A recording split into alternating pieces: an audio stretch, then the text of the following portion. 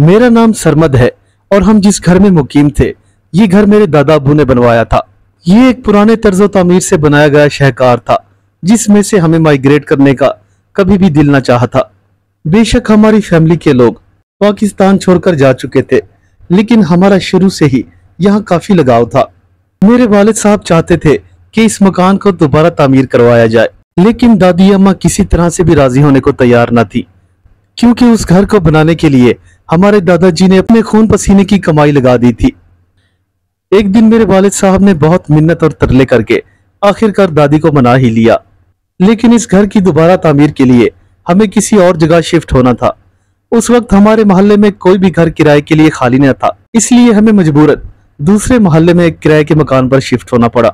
उस मोहल्ले के लोग बहुत ही मिलनसार और हंसमुख थे, लेकिन इनमें से कुछ लोग ऐसे भी थे जो हर वक्त डरे और सहमे हुए नजर आते थे। पहले तो मैंने इन बातों को वहम समझा, लेकिन आखिर दिन एक दोस्त ने उस बात की तस्दीक कर ही दी कि जिसका मुझे डर था। इस मोहल्ले के लोग पानी भरने के लिए एक ट्यूबवेल पे जाया करते थे।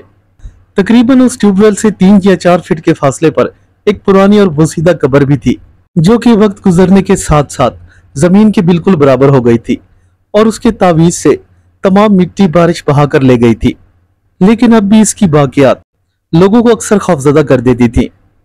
इस कब्र के बारे में यह भी मशहूर था कि यहाँ कोई जिन या चुड़ैल कैद है, जिसे एक बुजुर्ग ने सालों की इबादत के बाद इस कब्र में कैद कर दिया था।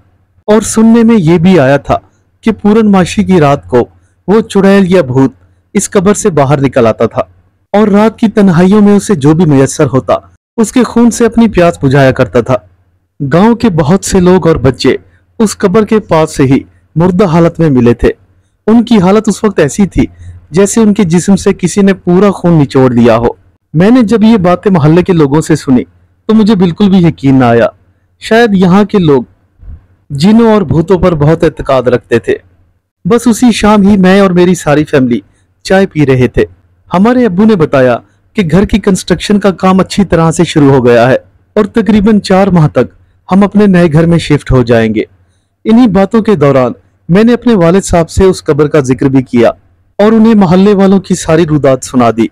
मेरी ये बात सुनकर बाबा और मैं मुस्कुराने लगे, लेकिन दादी अम्मा कुछ लम्हों के लिए परेशान हो गईं। उन्होंने मुझे डांटते हुए मना किया। शायद इस चीज से वो पहले से ही बाखबर थी। बेटा मेरी बात सुनो, ये बातें जो मोहल्ले वाले बना रहे हैं ये महज मजाक नहीं या कोई मनगढ़ंत बात नहीं, बल्कि हकीकत है।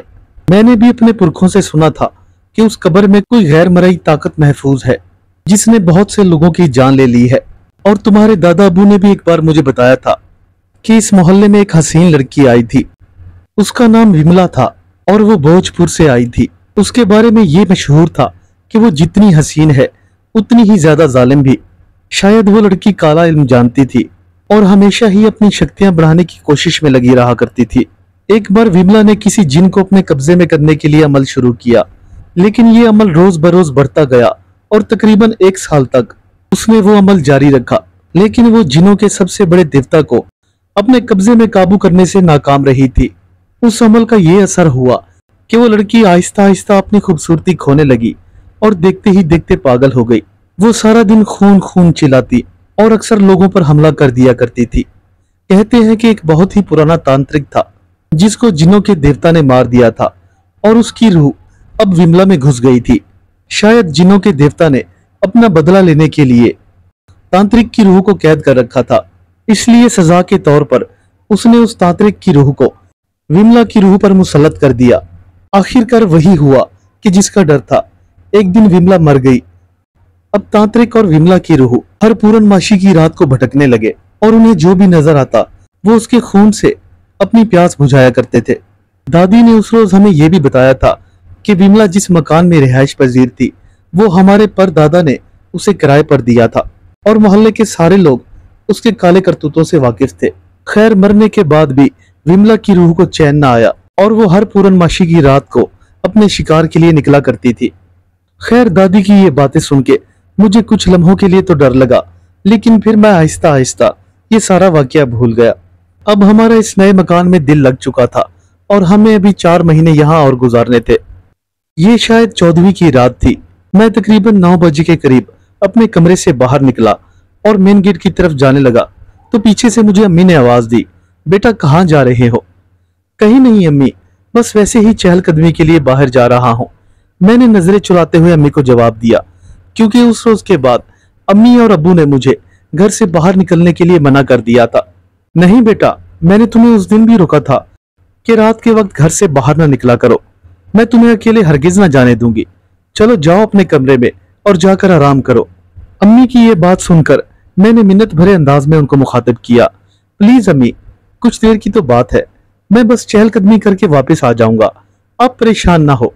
ये आजकल साइंस का जमाना है, कोई भूत और चुड़ैलों का दौर नहीं, लिहाजा आप फिक्र न करें, मैंने अम्मी को समझाते हुए कहा। लेकिन अम्मी भला कहाँ मानने वाली थी। एक शर्त पर इजाजत दूंगी, अगर तुम अपनी बहन को भी साथ ले जाओ, क्योंकि मैं तुम्हें अकेले हरगिज जाने की इजाजत नहीं दे सकती। इतना कहकर अम्मी मुंह बनाती हुई किचन में चली गई और मेरी बहन आरफा मेरे साथ हो ली। घर से निकलते ही आरफा ने कनखियों से मेरी जानिब देखा। भाईजान, मुझे पता है आप किस लिए निकले हैं। आज 14वीं की रात है और आप शायद उस कब्र पर जा रहे हैं जहां विमला की रूह रहती है। पहले पहल तो मैंने सोचा कि मैं अम्मी को आपके इरादे बता देती हूँ, लेकिन मेरे दिल में भी एक ख्वाहिश थी कि मैं उस विमला के बारे में जानूं, इसलिए मैं भी आज आपके साथ ही चलूंगी। चले देखते हैं कौन सा भूत है। ये कहकर मेरी बहन मुस्कुराने लगी और हम दोनों तेज तेज कदम उठाते हुए ट्यूबवेल की जानिब बढ़ने लगे। ठंडी ठंडी और तेज तेज हवा चल रही थी, लेकिन पूरे मोहल्ले में जैसे सन्नाटा छाया हुआ था। कोई भी शख्स वहां मौजूद ना था, क्योंकि आज 14वीं की रात थी और लोग डर के मारे अपने अपने घरों में छुपे हुए थे। जल्द ही हम दोनों बहन भाई उस कब्र के पास आ गए। देखो ना भाई, ये लोग कितने बेवकूफ हैं, शाम होते ही अपने अपने घरों में कैद हो गए हैं। पूरा मोहल्ला वीरान पड़ा है। ये लोग तो ऐसे डर रहे हैं जैसे विमला इन सबको एक साथ ही खा जाएगी। इतना कहकर मैं और मेरी बहन हंसने लगे। अभी उसकी बात मुकम्मल होने की देर थी कि अचानक से तेज हवा चलने लगी और ये हवा तेज होते होते किसी आंधी की शक्ल इख्तियार कर गई। अब मिट्टी उड़ उड़कर हमारी आंखों में आ रही थी और हमें कुछ भी ठीक से दिखाई ना दे रहा था। चांद की रोशनी में हम देख तो सकते थे, लेकिन आंधी की वजह से उड़ने वाली मिट्टी हमारी आंखों में पड़ रही थी और कुछ भी हमें ठीक से दिखाई ना दे रहा था। मैंने फौरन ही आरफा का हाथ थामा। चलो आरफा, घर चलते हैं, मौसम बिगड़ रहा है, ये ना हो कि अम्मी फिर हमें विमला से पहले ही मार डालें। अभी हमने चलने के लिए कदम उठाया ही था कि अचानक एकदम से आंधी रुक गई और पूरे आलम में एक सन्नाटा सा छा गया था। ऐसा महसूस हो रहा था कि यहाँ जैसी आंधी आई ही ना थी। फिर अचानक हमारे कानों में एक जोरदार फुकार की आवाज आई। हमने जैसे ही मुड़कर कब्र की जानिब देखा तो हमें वहां से धुआं उठता हुआ दिखाई दिया। मैंने अपनी नजरें उस कब्र पर जमा दी और ये तसल्ली करने की कोशिश करने लगा कि ये धुआं कब्र से ही निकल रहा है या फिर किसी ने गोबर को सुलगा रखा है। मैं अभी इसी ही कश्मकश में था कि आहिस्ता आहिस्ता उस धुएं ने एक रूह की शक्ल इख्तियार करना शुरू कर दी। मैं और आरफा हक्के बक्के होकर उस धुएं को देखे जा रहे थे। वो इंसान था या जिन, ये तो हमें पता न था, लेकिन वो ठीक हमारे सामने खड़ा हुआ था। ये शायद कोई खूबसूरत सा नौजवान था जिसे हमने पहली बार देखा था। मेरी छठी हिस्स मुझे बार बार वहां से भाग जाने का कह रही थी, लेकिन तब तक अंधेरे और खौफ ने मुझ पर पूरा गलबा कर लिया था। मेरी टांगे जरा भी हिल ना रही थी और आरफा की हालत तो ऐसे थी जैसे उसकी जान निकल गई हो। वो किसी पत्थर के बुत की तरह उस आदमी को देखे जा रही थी। इससे पहले कि हम कुछ सोचते या वहां से भागने की कोशिश करते, उस नौजवान ने फौरन ही हाथ बढ़ाकर मेरी गर्दन से दबोच लिया। मुझे ऐसा महसूस हुआ जैसे मेरी गर्दन के गिर्द आग की लपटें जल रही हों। मेरे मुंह से एक जोरदार चीख निकल गई और आरफा पर तो जैसे कोई सख्ता सा तारी था। ये मंजर देखकर न जाने आरफा में कहां से हिम्मत आ गई और उसने एक जोरदार चीख मारी, छोड़ दो मेरे भाई को, हम लोगों ने तुम्हारा क्या बिगाड़ा है। ये सुनकर उस जिन ने मुझे छोड़ दिया, लेकिन अपनी आग बरसाती आंखों से आरफा की जानिब बढ़ने लगा। आरफा के करीब जाते ही वो एक लम्हे को रुक गया और उसे गौर से देखने लगा। मैं इंसानों से नफरत करता हूँ, लेकिन तुम्हें देखने के बाद मेरा दिल नहीं कर रहा कि तुम लोगों को कोई नुकसान पहुंचाऊं। अगर तुम लोग चाहते हो कि मैं तुम्हें जिंदा छोड़ दूं, तो मेरी एक शर्त तुम्हें मानना पड़ेगी। तुम दोनों को कल रात यहाँ मेरे पास आना पड़ेगा, क्योंकि ये लड़की मुझे पसंद आ गई है और मैं इससे शादी करना चाहता हूँ। बस इतना कहकर उसने एक फूंक आरफा की तरफ मारी। और हाँ, मेरी एक बात याद रखना, अगर तुम लोगों ने मुझसे जरा भी होशियारी करने की कोशिश की तो मैं तुम्हारे पूरे खानदान का खून पी जाऊंगा। ये लड़की अब मेरी हो चुकी है, हमेशा हमेशा के लिए मेरी। अगर तुम लोग यहाँ से जिंदा सलामत वापस जाना चाहते हो तो मेरे साथ वादा करो कि कल इस लड़की को लेकर मेरे पास जरूर आओगे। उसकी ये बात सुनकर मैंने इस बात में सर हिला दिया और दिल ही दिल में खुदा का शुक्र अदा करने लगा। कम से कम आज की रात तो इससे जान छूट जाए, कल की कल ही देखी जाएगी। बस इतना कहकर वो जिन वहां से गायब हो गया और मैं अरफा का हाथ थमकर घर की तरफ दौड़ पड़ा। अगले दिन सुबह के वक्त हमने अपनी अम्मी और अब्बू से कल रात वाला तमाम वाकया बयान कर दिया, जबकि दादी अम्मा हमें कोसने लगी। शाम को मैं और मेरे वालिद साहब काजी साहब के पास गए। काजी साहब के बारे में यह मशहूर था कि वो बहुत ही नेक और खुदा तरस इंसान है और बचपन से ही उन्होंने जिनों को काबू करने का इल्म सीख रखा था। ये शायद असर का वक्त था और हम दोनों बाप बेटा काजी साहब के घर जा पहुंचे थे। मकान की दरो दीवार देखकर ही अंदाजा हो रहा था कि काजी साहब कितने नेक और सादा से आदमी थे। उनके घर के बाहर एक बड़ी सी चारपाई पड़ी थी जहां हमें बिठा दिया गया। थोड़ी देर बाद काजी साहब भी तशरीफ ले आए और मैंने तमाम वाकया उनके गोश गुजार कर दिया। बहुत अच्छा किया जो हमारे पास चले आए। मैं काफी अरसे से इस बारे में सोच रहा था और यहाँ के लोगों ने भी मुझे उस विमला और उस जिन के बारे में शिकायत की थी, लेकिन मैंने जब भी उन्हें काबू करने के लिए अपना अमल शुरू किया तो मुझे किसी न किसी मुसीबत में आ घेरा और मुझे मजबूरन वो अमल तर्क करना पड़ा। पिछली बार भी जब मैं उनको काबू करने के लिए अमल कर रहा था तो मेरी बुजुर्ग वालदा की मौत हो गई, जिसकी वजह से मुझे अमल छोड़ना पड़ा। लेकिन अब की बार ऐसा नहीं होगा। मैंने उन्हें बहुत ढील दे दी।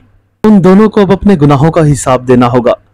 काजी साहब को देखकर ऐसा लग रहा था कि जैसे वो बहुत ही शदीद गुस्से में है।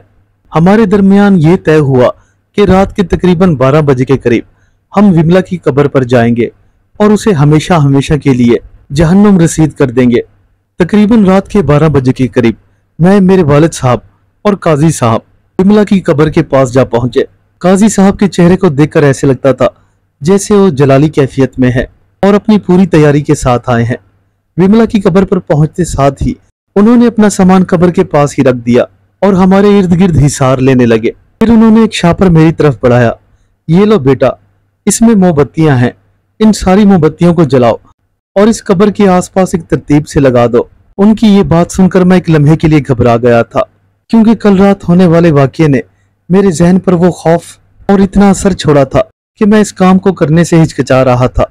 डरो नहीं बेटा, मैं पहले ही इशार कर चुका हूँ। तुम बिला किसी खौफ व खतर ये मोमबत्तियां उस कब्र के इतराफ में लगा दो, फिर मैं अपना अमल शुरू करता हूँ। बस काजी साहब के कहे के मुताबिक मैंने वो तमाम मोमबत्तियां कब्र के चारों इतराफ लगा दी और हम तीनों उस हिसार के अंदर बैठ गए। काजी साहब तकरीबन 1 घंटे तक कुछ पढ़ते रहे, लेकिन अब तक कुछ भी रूनमा ना हुआ था। जैसे ही उन्होंने अपना अमल मुकम्मल कर लिया तो उन्होंने एक जोरदार फूंक मारी और अपनी जगह से उठकर चलते हुए विमला की कब्र पर जा खड़े हुए। फिर उन्होंने विमला की रूह को 3 बार पुकारा, लेकिन कोई भी हलचल ना हुई। काजी साहब अपने उल्टे कदमों से पीछे की तरफ जैसे ही कदम उठाने लगे तो एकदम जोर से धमाका हुआ और सेकंड के 10वें हिस्से में वहां एक खूबसूरत दोशीजा खड़ी हुई थी। मुझे खौफ का एक जोरदार झटका लगा और मैं डरकर पीछे हटने लगा। रुको बेटा, इस हिसार से बाहर न जाना। काजी साहब की आवाज अचानक मेरे कानों से टकराई और मैं खुद को संभालने लगा। अब मुझे दादी अम्मा की बात याद आ रही थी। वाकई उन्होंने दुरुस्त कहा था कि विमला एक बहुत ही खूबसूरत लड़की थी।